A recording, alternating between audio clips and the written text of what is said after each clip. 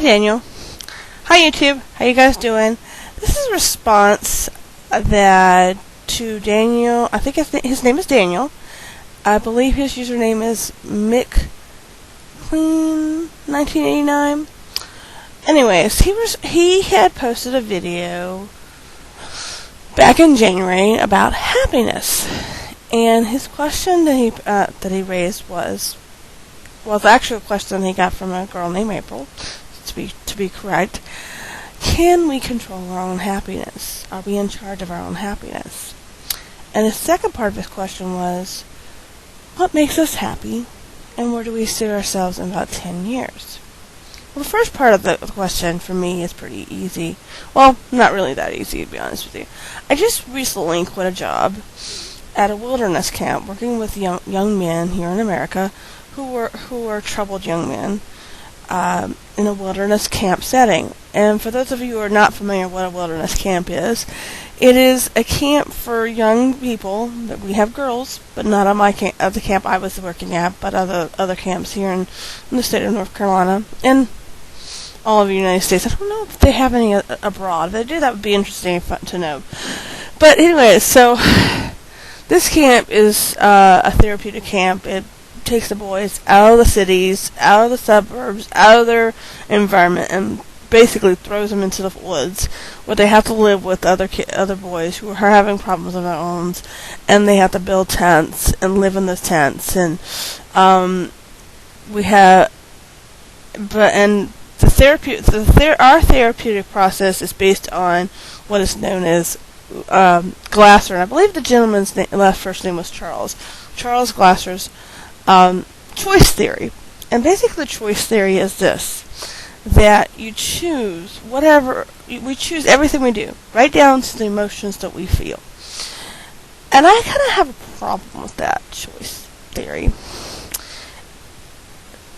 Being a person who's been diagnosed with depression, shortly after my son was born, I had to deal with postpartum depression, and I had to deal with post-traumatic stress. It was depression with postpartum issues and post-traumatic stress syndrome issues.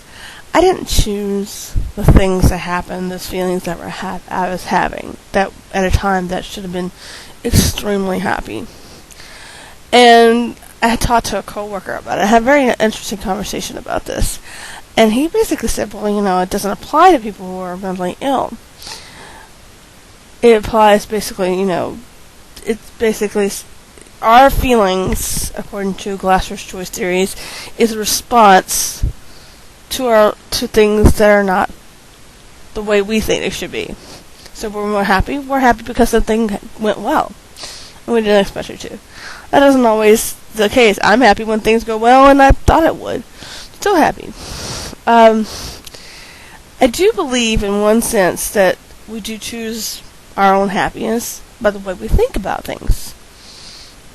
Little Rich had touched upon this when he said, with religion, there's some people out there, they don't believe in themselves, but they still have religion, so that puts their mind at ease. I do think there's a mindset.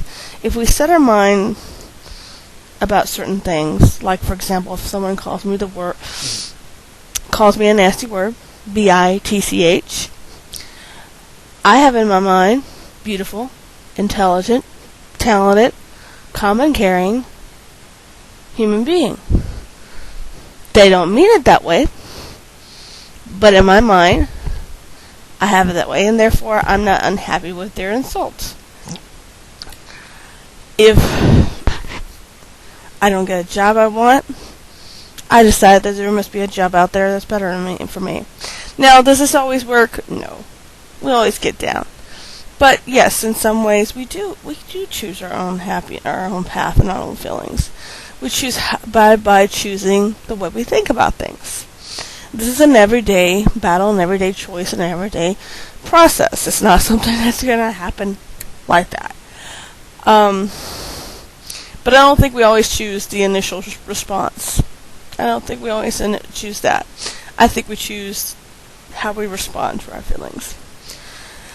Alright, so I hope that answers your question, and I hope that you get a chance to look that up. I don't completely agree with that. Also, I would recommend to you, Daniel, that you, since you're interested in being a clinical psychologist, that you watch a movie called What the Bleep We Know, and it's a documentary slash movie about how quantum physics is applied to our emotions and reality and stuff. It's interesting. I didn't completely understand it because I am not a science person. I'm more into the literature kind of thing, hey, woodland poet.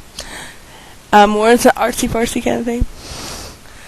But it was very interesting. I watched it twice. I would have watched it another time, but my husband took the movie back before I had a chance to. So, what makes me happy? I, like you, love to help people. I also find that I like to express myself. For this job that I just recently quit, I discovered that I like to rap. I'm not really gonna be a rapper though. So it makes me happy to express myself. It makes me happy to help people. I love teaching.